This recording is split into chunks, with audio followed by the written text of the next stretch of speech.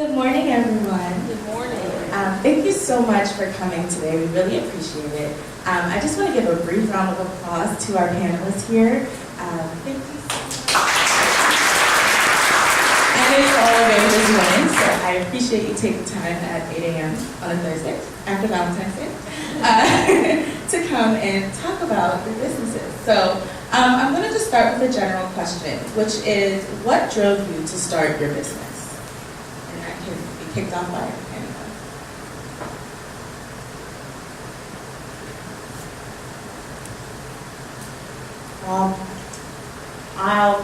I started my business about 3 years ago. We call ourselves Fixers, and my name is Georgetta, and my business is Deloje. And how many of you had a favorite store or business or restaurant or nightclub that you used to go to that's no longer around? Just raise your hand. All right, so that's what drove me to start my business. I was just fed up with my favorite store, my restaurant, my nightclub, my Matrix, my Heaven, closing their doors. I was like, this is ridiculous. There was definitely a packed crowd every time I went. I didn't understand it. Right now, I am just livid about Toys R Us talking about we're going to be closing. I understand Amazon, Target, and Walmart being their competition, but if you're really thinking about it, what was Toys R Us's song? I don't want to grow up, I'm a Toys R Us kid. That's everybody in this room. And it just like we go to the movies to see our favorite shows that we grew up with, Toys R Us needs to remember that we are their market too. Are they marketing to us? No. Have me a Toys R Us night for adults, and I'm there with eHarmony and Tinder and all of that stuff not working out. I will come bring my RCR race car and have it in the parking lot and beat some boys.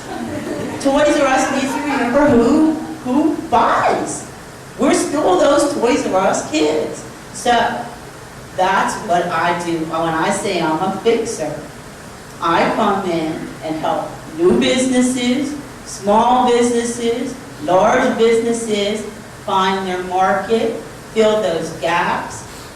If you're into doing your clothing store, you don't have time to be worrying about your online presence, I fill that gap. There's a need. So, and I found it. Good morning, everyone. Good morning. Hi, my name is Simone Quinterly. I'm the CEO of Quinterly Financial Group, where we provide financial management and solutions to nonprofits, small businesses, and individuals. Okay, so why did I start my business? Actually, I first got my start at PNC, and you couldn't tell me that I was not going to be in the C-level management. That's all I wanted to do. I ended up moving to Philadelphia, getting engaged, and having a baby. Moving back to Pittsburgh and thinking, what am I going to do? A good friend of mine called me. He actually ran a nonprofit organization, and he's like, if anybody can fix my number, Simone, I know it's you. So I got my start in the nonprofit world, went back to school, got the appropriate designations that I needed. I also saw that a lot of small businesses and nonprofits had absolutely no idea what to do when it came to their finances. So Quinterly Financial Group was born. I'm happy to say to date we have done a lot of work with numerous nonprofits in Pittsburgh and in the surrounding area and small businesses as well. So I didn't start off wanting to be an entrepreneur, but this ride has been nothing short of amazing. And I know you guys can agree as well, if we have entrepreneurs in the room as well, right? Right? Yes. So that's why I started my business. Hi everyone, my name is Nisha Blackwell, and I'm the founder and CEO of Knots and Bow Ties.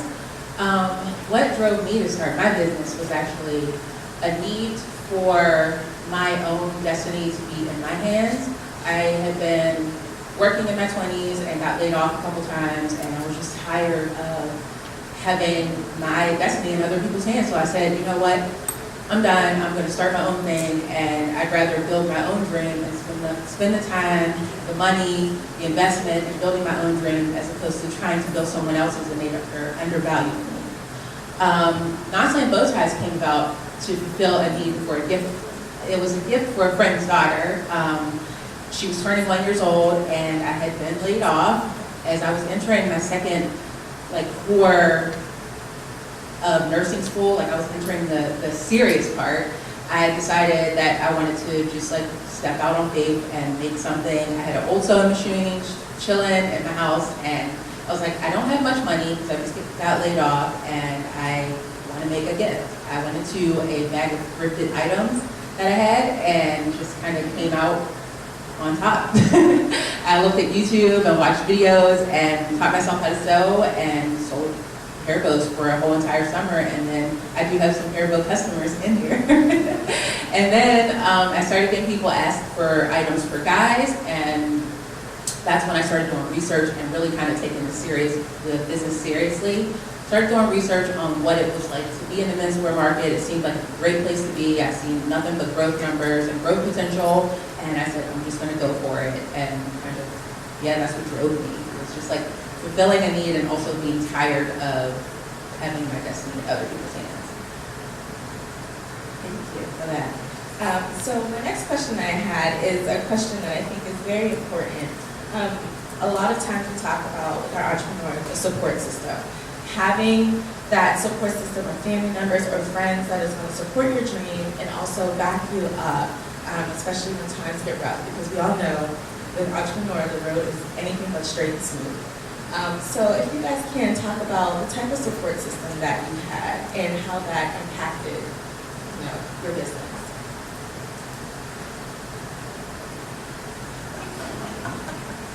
All right, so yes, I do have a really strong family support system, but also I would just like to give a really strong shout out to my staff.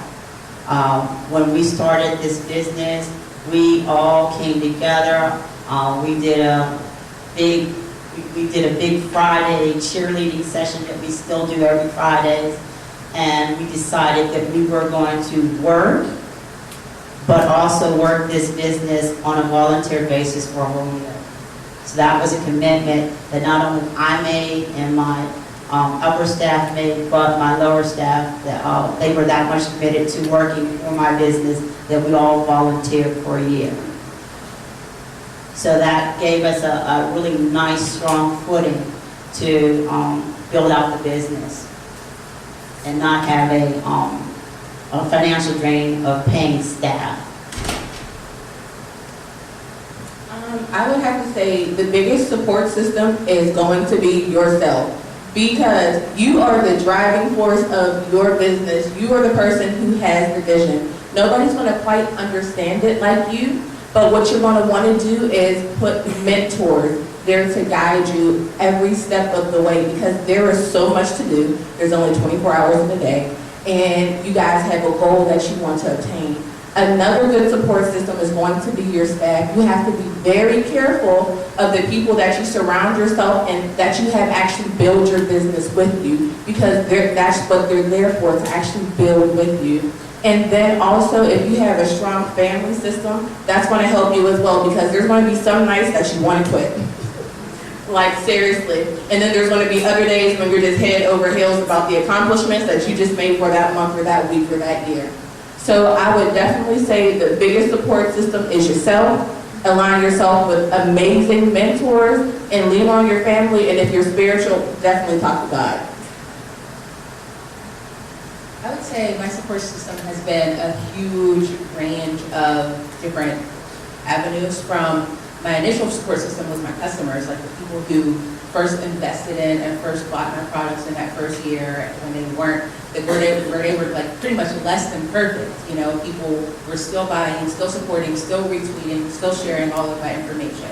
So that was a huge support system. Family, definitely a huge support system, but I feel like I had to prove myself to family in order to get their support. So my customers actually were my first support system, and then my family, and from there it kind of became a ripple effect of you kind of build this tribe of like cheerleaders and people who are supporting you along the way, and like just like collaborations have been support systems, and just, yeah, so I've had a huge range, and now my team is definitely my support system. People who have been willing to come in and just like work for next to nothing in those first years and those first months of building my business, and taking photographs and sewing nights with me, coming to my house when the studio was still in my house. I had met a girl through a third-degree connection, and she was in my house helping me sew. So this support system has just gradually grown and grown and grown very organically and very just like tremendously, and it still is my tribe and my driving force. And of course God is definitely my support system. So I wanted to touch on finances. So another big topic that we discussed here is securing funding. And I know there have been articles out here, especially with women, it is hard to secure funding for their businesses. So being in Pittsburgh, how has it been securing funding for your business? Was it difficult? What avenues did you take? And I'm starting. All right, let's start. So that's a really, really heavy question. Funding is definitely really hard to receive as a Black woman and a woman of color. My first round of funding came from Grill Mill, which is a Cinder, formerly Grill Mill. But that wasn't even easy. That was like, I had to go through their boot camp, and I had to continue to validate like why I deserved seed money, and continue to like hit the pavement, hit the ground. When I first walked in there, I felt like just like lost at sea, and a sea of tech companies and like young kids and startups and people who were willing to like not eat, not sleep, not drink. But I'm like, I also have a job. Like I have to go to work, then I have to come here, then I have to go to work, then I have to still like prepare for the pitches and the startups. So securing that first seed funding, which was $5,000, like was like took the life out of me. But I did it, and I made it, and I graduated in their cohort. So that was my first round of funding. My second two rounds were not as bad because they came from Urban Innovation, and Urban Innovation just really understood the needs of urban entrepreneurs, and really understood just like how it was to like help uplift community. So my second two rounds came from Urban Innovation, mentoring, all of those things that have kind of like helped build up to getting that funding. And I would also say that validating, like it seems like I continuously have to validate the fact that like, yes, I have a physical product. No, I don't want to scale, like I don't want to be like the next Facebook. I have a product. I have a social enterprise that I'm really passionate about building both community and also helping the environment. And as long as that takes, I'm kind of okay with that. And I'm okay with having a medium scale, and that's not attractive to most funders. So like continuing to like validate why I'm okay with like having a medium scale business if it helps benefit the larger community has been like really tough. I have been fortunate to have like a private investor who, off the record, completely just helps us. He's like, let me know whenever you need help because I believe in your brand, I believe in your mission, I love Mossland, I love bow ties, you can pay me in bow ties. So that's just been, and that's amazing, like, you know, so funding is still an issue. I mean, we still have to grow, and it's constantly on my mind. I'm in the co-create program with the Pittsburgh Technology Council, trying to figure out how we can appeal better to like appease like maybe more B Corp investors and more investors who are used to investing in companies that do social good. Okay, in regards to funding, so pretty much I've been cash-based. I started just with the money that was literally in my bank account. When I needed more money, I got a part-time job so that I could keep on funding my vision. So it's basically just been checks and balances. You can't spend more than what you bring in. And you're gonna hustle hard when you have a goal that you have to fill, right? Additionally, I did get funding from One Northside, where we had our first financial block party, which was for youth between the ages of 4 and 14, and we talked financial literacy. They were able to open college savings accounts They made savings. A local Girl Scout group actually got financial literacy badges. So I would say definitely for entrepreneurs, if you can get funding from some of these bigger foundations who have different things that they do within the community, like $1,000 that I received went a long way for me to be able to put on that party. So that was funding that I did receive. But other than that, hit the pavement, get a part-time job, and fund your dreams. So I'd like to say, everything the lady said, but in addition to that, I'd like to add that when you're seeking funding, you just can't walk up to somebody the first time you meet them and they say, oh, I'm writing you a check. That would be wonderful if that happened. So when you're looking for funding, you have to get out to events where there are people that are doing things that are in your field, and you have to network. Because it's all about, oh, I saw you before at the other event, and I like what you said, and if you're, and then when they see you again and you're talking, they're like, I think I will call you in and have that conversation with you. And if you're still saying the right things, then they'll give you some funding.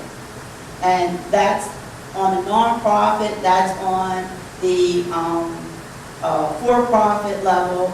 You would be amazed at who will angel invest you if they like what you're saying, if they see your passion and they see that you're moving forward. So yes, you have to do what they said you have to do, invest in yourself. But as you're doing that, and people are seeing that you're doing something that has value, they too will get on that same wavelength with you and invest in you as well. Going on to corporations, supplier diversity portals is a good thing. And when they send you that white pages business card, you should fill it out, because that too puts your business on a larger venue, because that white pages business card, then other people pull from that free data and they start putting it on their websites. So you're growing your Google website that way. You get more hits. I also want to touch on like the investor funding and just like the landscape as it is now. I've noticed that a lot of times like my counterparts, like my peers in the space have support system, financial support system. So a lot of times I can come to an investor and they'll say, okay, how much did your family, how much money did you raise from your family? How much did you bootstrap and how much did you, and at that point I was still working really, really hard with a part-time job, and I don't come from a family that can give me $50K, $100K to infuse into my business. So I'm building this literally from the ground up, and I don't think that empathy or that just that experience, that cultural competency is there for most people who are handing out the money or who are responsible for helping and handing out the money to women of color and people of like populations who don't have those landscapes. And also in the craft space that I'm in, which is like where you're making things physically by hand, I'm a part of a lot of those networks. Those networks have huge, like a lot of times it's like been, well, my husband is a dentist, my husband is a lawyer, my husband is doing this, and it allows me to stay at home and work and build my business. And that's also not generally the case in a lot of households. So there's a huge disadvantage in access and resources to populations that needs to be addressed, I think, in investor conversations and spaces. That's a great segue actually into my next question is the barriers. So I'm glad you touched on that because it is different for women and especially women of color. And I know you talked about, Nisha, validation and having to feel like you had to validate, this is my product, this is who I am, believe in me. Have either of you, Georgetta or Simone, had the same experience with validating, I am able to start my own company, I am young, and yes, I know I'm Black, but I have this financial literacy program I want to give back to my community. What barriers did you come across with that as well? Okay, validation. Okay, so Quinterly Financial Group, we are happy to report that we launched our first tax center this year, which is located in the Hill District, the Paycheck, where they're not really just waiting for these $7,000 refund checks to come back so that they can live. Pushback that I am receiving is they would like a discount. And they're asking me this because my skin color looks like theirs. And not to say that I don't want to help my people out, because I absolutely do, but at the same time, we need to support each other a little bit better than what we are doing. And we shouldn't be so apt to just give our money away to others and not support our own, in a sense. Not to be racy. But it's just honestly pushback that I am receiving, and it's kind of disheartening and it's kind of upsetting, because I'm like, I'm actually trying to change something, but it's kind of hard to do. So that's pushback that I'm personally receiving right now. If anybody has any suggestions or knows anything, please let me know. I got your back, Simone, I really do. I have several clients that I've been trying to get them to stop having me do their bookkeeping and use Simone. I want to be your financial advisor. I do not want to do Simone's job. I would like Simone to do Simone's job and for me to do my job. So I understand, and I'm in your corner, girl. Barriers. Life, my whole life's been barriers. So I'm kind of used to it. When someone says no to me, I take that as not right now. So I've always been the closer in my family. I'm the youngest, and my older brothers and sisters used to send me in to close for them. That mom, but go in there and get mommy and daddy to say we can go do something. So like I said, I'm a natural fixer. So barriers, yes, they're all through life. I take them as moments to grow and to become stronger. And I really don't like to be in those moments when I'm in the fire, because that's where God is molding me so I can be stronger and do greater things. I'm in the fire right now. So, but yeah, barriers are out there. I take them as learning moments. I'm a positive person, so soon as someone puts a wall up, I'm tearing it down. Let me think about it, and I'll come up with a better answer for you on barriers that you can use.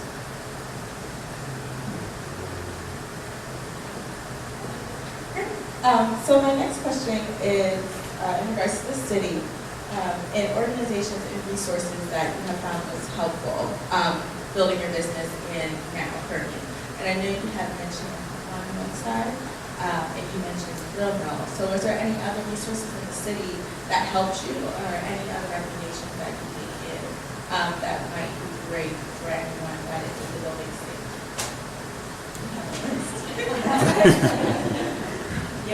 I'm a planner, so I'm a former banker, I'm a former educator, so yeah, I plan to death. That's my time management. SCORE, SBA, University of Pittsburgh Innovation Center, Alpha Labs, the Diversity Business Resource Center. Now, I'm throwing things out there, but when I say these places help, it's little things that just trigger, like, oh, I can use that, and it can help with my marketing. I can use that, and it can grow my business. So I go to things and I network. When I go to these things to learn, it's not only learning that I'm taking in, I am networking. But people don't buy from businesses, they buy from people. Like she has her tribe, you've got to build your tribe. When you go to places, you never know who might be that lawyer that's willing to cut you a check and boost your business. Yes, you don't have it in your pocket now. Network. the minority women's business, the MWDBE, I got on that. I'm on SAMS. I put in bids to be secondaries on things, the craziest things that just barely fit my business. But then once I do it, I'm like, it fit my business more than I knew. If I'd like to see a Knox wedding with the bride, everybody in Knox. That would be beautiful. I'd come and film that. So yes, I network to death.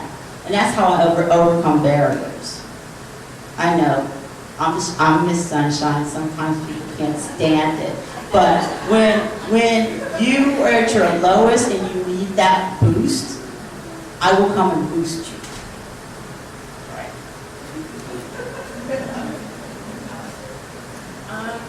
I would have to say, okay, the Small Business Development Center, there is an amazing one on the University of Pitt's campus. If you need help with your business plan, if you just need coaching on kind of like, okay, I have an idea, what do I do next? They are just a wealth of information. When I needed an attorney, they gave me like 3 different ones I could pick from. Like, they're just absolutely amazing, and they're definitely a place you should utilize because it's free. And they're literally there to help you. Another good one is your local CDC, who is really involved with the community. They love to back small businesses. They love to help with the programming because they have programs that they need to run each and every month. So why not come in with your business and run some kind of workshop to then get your idea out, get your face out, and be able to give back to the community. So those are 2 major ones that I know have helped me so far, and I would definitely recommend to you Small Business Development Center. Go there. I'm ditto with the CDC. You can get your space for free if you contact them and you're there and it matches something they're going after. Well, in addition to a lot of ones that both these ladies have mentioned, and in addition to Sender and Urban Innovation, which I mentioned earlier, there's been Mansman Foundation, which has had like a power pod that I've attended that's been really helpful. I've also piggybacked off that and did a Power Links group where I was given a mentor, like a group of mentors that have been really, really helpful, and mentors that were cross sector. So like the one guy from the Toonseum and like people who I would have never had access to. So that's been really great. I also have some notes here because like I go a little bit. The Pittsburgh Technology Council has been huge and very, very helpful in helping small businesses. Google, I went through Google's Q Pittsburgh program, which is called Connecting Urban Entrepreneurs. They've been extremely great, and they showed us how to like build our websites and gave us gift cards to like fund the website for a year after. So that was major because I didn't have to pay for a website. So let's see.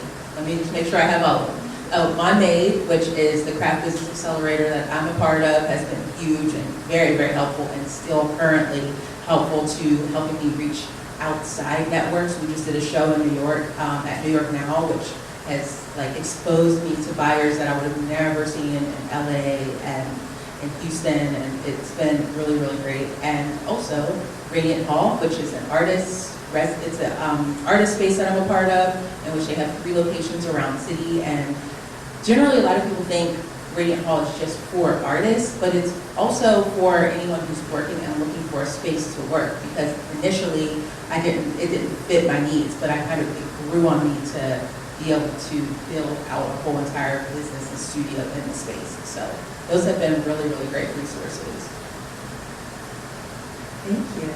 And one of the final questions I have for you ladies is, where do you see your business in the future? If I could ask you, in 5 years from now, where do you see your business, and will you still be here? That's a big question that we get sometimes too. Some people who grow their business here and start end up sometimes leaving. So, do you see yourself still here? Do you see yourself like on the Today Show, where do you see yourself? So me, in terms of growing my business and staying here, I'm on the fence for a lot of reasons. Pittsburgh's hasn't like been the most, I don't know, I've done a lot of research on like where women do really well, and I hate to even look other places, but sometimes in order to grow and be successful and flourish, you have to look other places. So I'm not committed to staying in Pittsburgh 100%, although I love Pittsburgh and it breaks my heart to even think about that. But in terms of from a business space, our retailers, we kind of started switching gears from doing B2C to going more B2B. And a lot of our retailer interest and some of our retail relationships right now have really largely been museums. So we're really, really working on getting into a lot more museums. I mean, museums have been our main attraction, so we're doing more museums. Also, a lot more weddings. Like, weddings have also been, like, they say, go where the money goes, go where your bread and butter is, and the top two are museums and weddings. So I'm hoping to just get a really, really, really secure foundation in both of those markets and just grow from there and kind of like spiral down.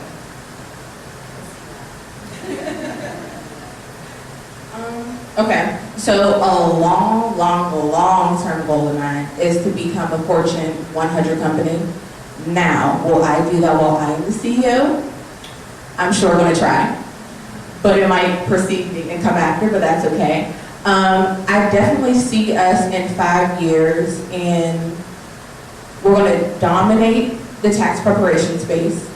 We are going to completely challenge and remake the nonprofit and small business space in regards to having them understand what finances are. I want our nonprofit and small businesses to be able to, I want them to be able to understand their numbers more than what they currently do. I get a lot of people that have a vision, they have a dream, and that's about it. And they don't really know where to start. So we want to completely create a section that pretty much like a training that trains them to be like these super accountants that aren't accountants, that can govern their own finances in a sense, if that makes sense. It's still brewing in my mind. Right. And we also see ourselves definitely with the next generation in regards to financial management and planning. We are looking to get into the school district. We're looking to go to Pittsburgh Public Schools. We're looking to be in the charter schools. And we're actually going to pilot that next year to kind of eradicate some of this poverty that we're seeing and actually empowering people to take back ownership and control of their own finances, because it's not being taught at home. It's not being taught at school. It's really just trial and error. So in 5 years, tax preparation bill, completely making a training for small profits and non-businesses in regards to their whole accounting arena, and also to help children understand the importance of finance is where I see myself in 5 years for the company. Okay, all right, so I've laid the groundwork for most of where I want to be in 5 years. So we've branched out our business support systems into Main Street, which is a nonprofit. And then we've branched out our IT support into Pulse's Digital. And I think that that is going to be our bread and butter that's going to be soaring. Pulse's Digital is going to move into providing not only business support, IT and multimedia support, but also residential multimedia and IT support. And why do I say that? Because everybody's getting smart, everything in their home. Refrigerator, doors, stoves, washing machines, everything is smart. What happens when the electricity goes out and your smart stuff goes down? Is Home Depot coming back to put you back online? No, Deloje, Pulse's Digital will. So, yes, I can see us booming very quickly if we get all of our ducks in a row and learn all of those systems, make those contacts with those suppliers so that we know how to bring you online smoothly and get your doors back working so that you don't have to go to work with your doors unlocked. Yes. So yes, I see us doing very well in the next 5 years. Thank you. I wanted to save some time to open it up to the audience for any questions, so we will take some now.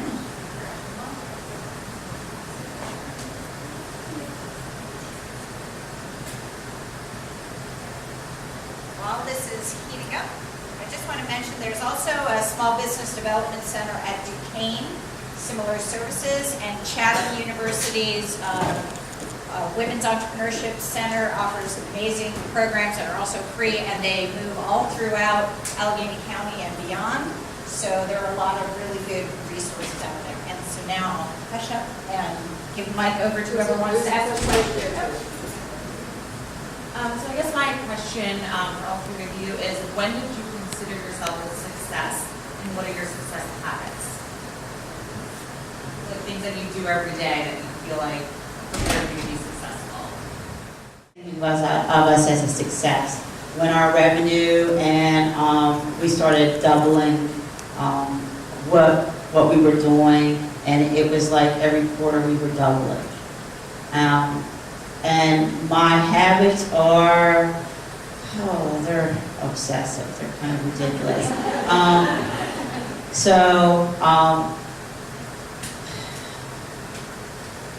I review in the morning. I take religious notes on what I need to be doing so I can hit those milestones. I celebrate when I hit milestones.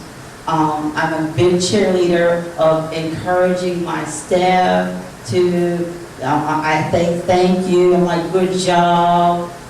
When things aren't going well, they know they're not going well, and I don't hide that. And then I debrief in the evening so that I'm ready to hit it again in the morning. If you don't give yourself a schedule and a plan and some things to hit, you will procrastinate and you will not hit them. When people give me information, I write it down, I put it on a board because I have to keep, I know I'm not going to be able to get it right away, like our website. We're so busy managing other people's websites that ours needs some attention, but it's on the board. So, and I keep it there on the board until we do it. So.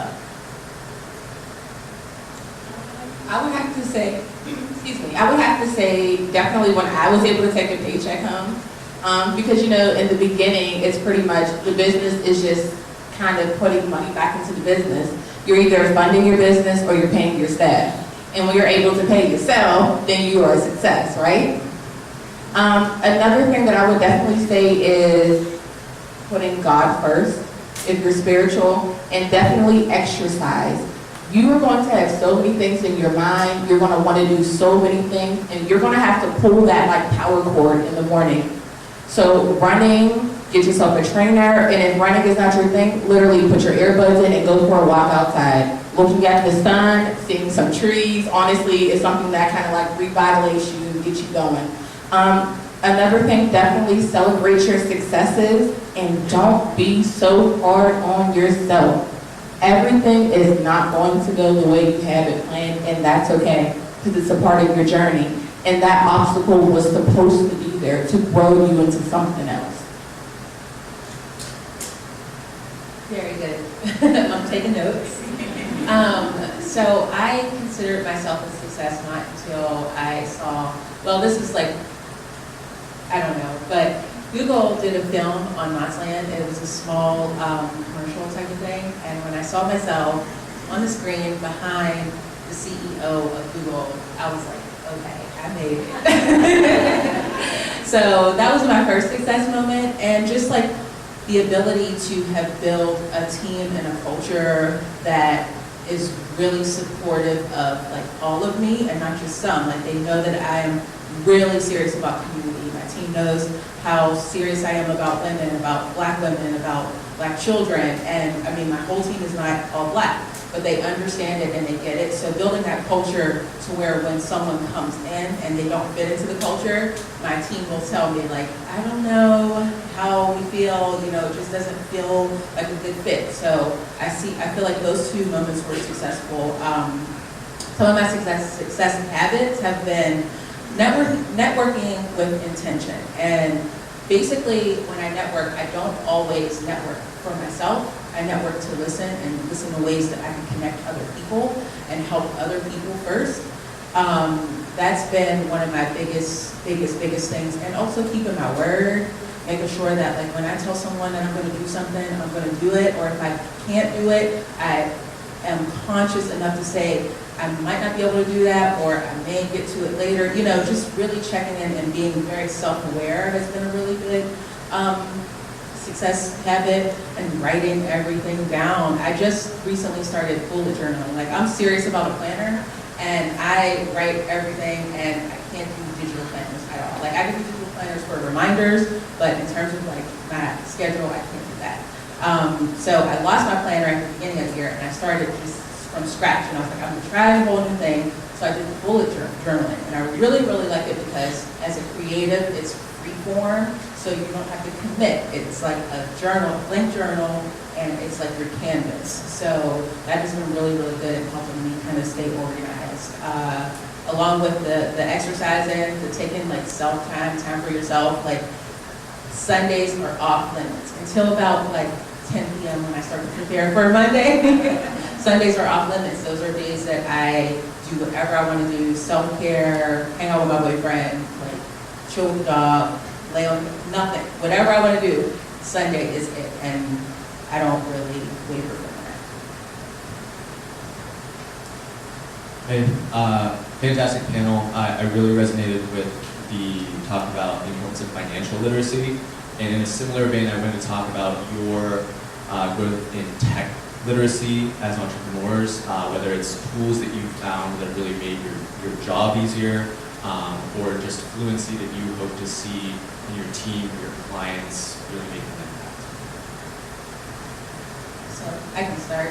The one benefit of starting out and pitching in a tech-heavy space was the access and the knowledge of like knowing, wow, tech is a thing, and I'm exposed to all of these different people who can help me have that literacy. So from the jump, I've been really hands-on in building both my website, like all of my website is built from scratch on Squarespace, and like just really utilizing things like Canva and everything, like there's this Clip Magic that we use for our photos and iPhone photos, like everything has been really done from kind of more of an organic kind of way, so that I understand every single aspect of what our brand is in the atmosphere.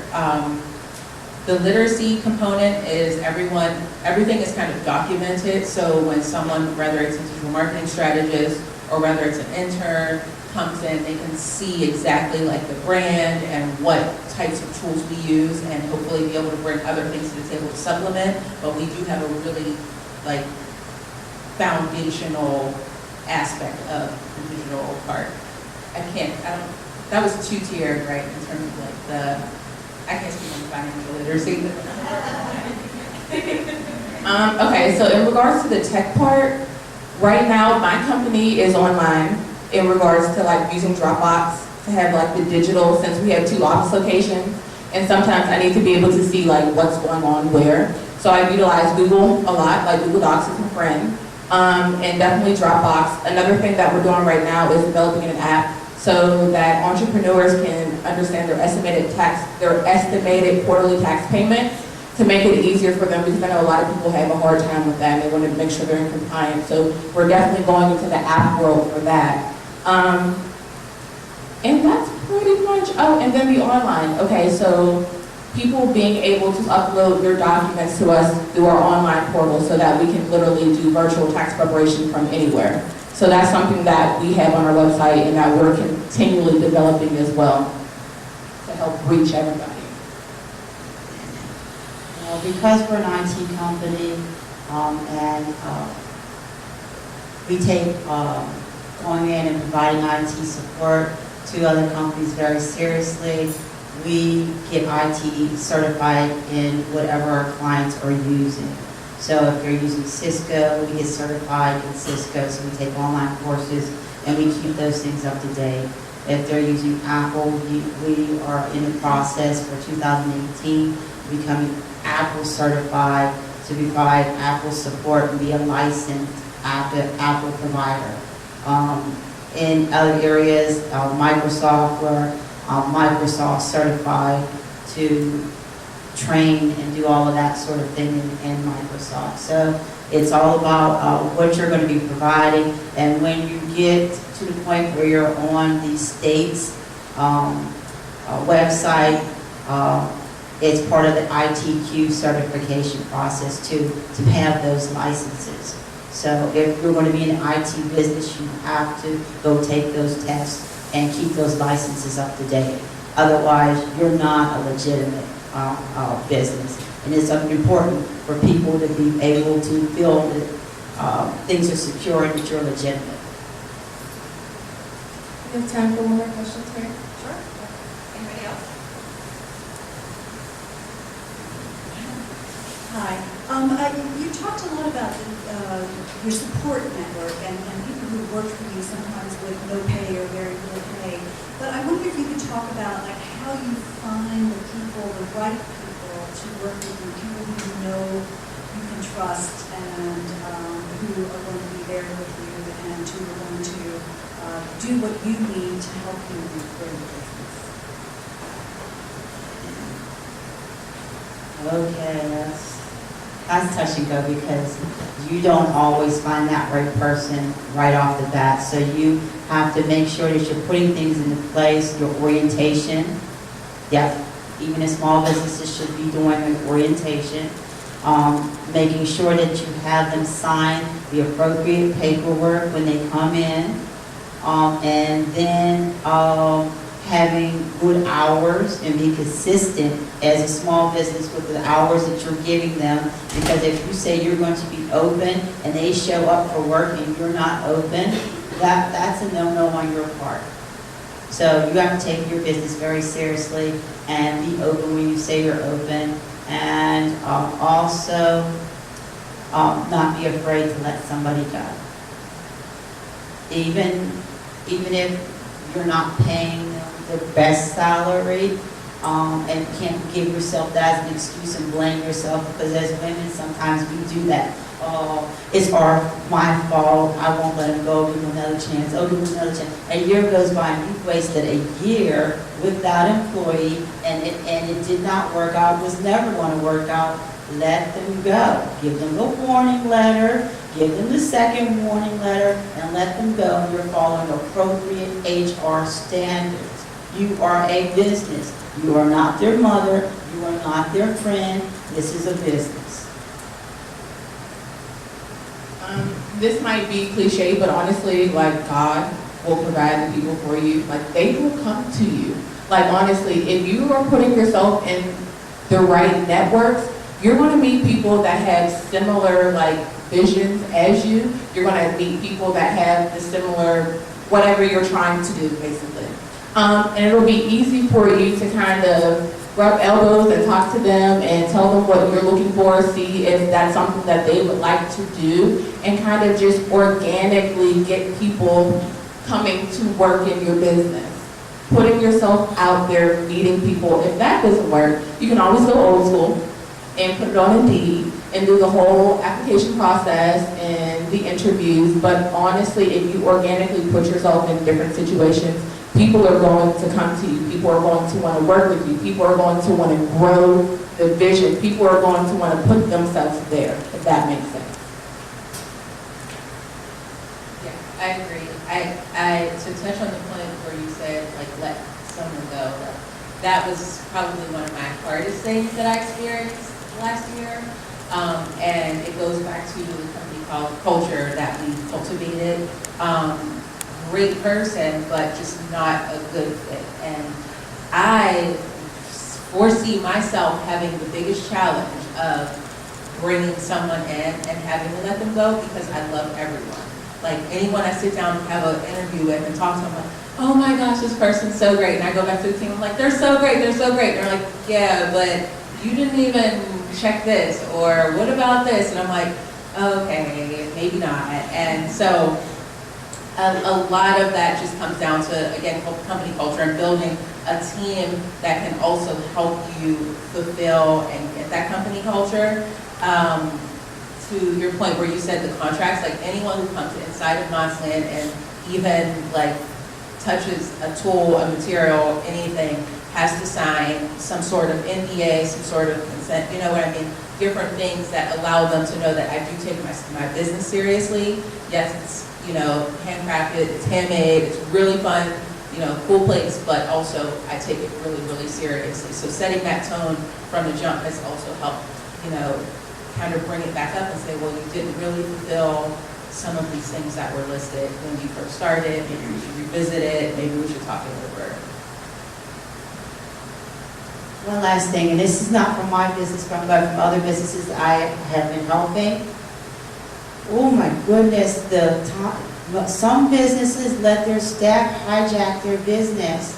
And when I say they let their staff hijack their business, their staff feel that their business is theirs, that they own my client's business. And therefore, if my client gives a direction and the staff does not agree, the staff will not do it. Do not let your staff hijack your business.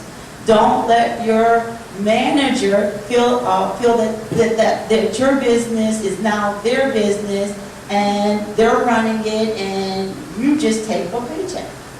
That is the worst thing that you can let happen.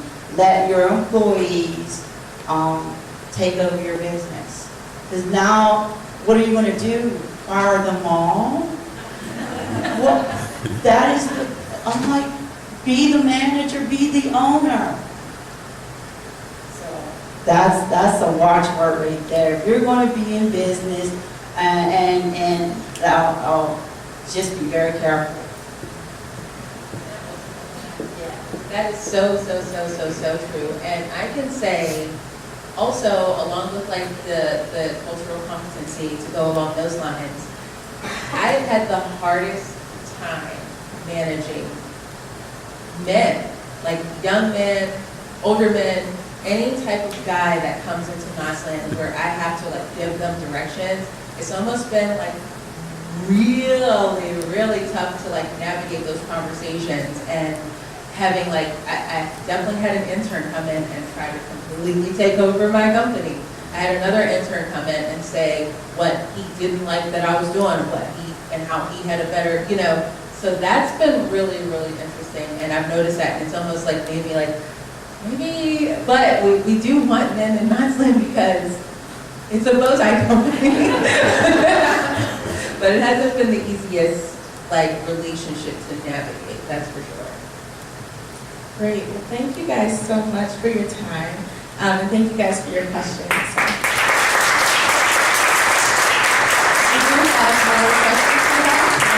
Before we wrap up, I just want to thank those for amazing comments. We were cooking at the end, so I have a feeling people want to still network, talk with our panelists. We appreciate your time and we'll be respectful, but I know there are more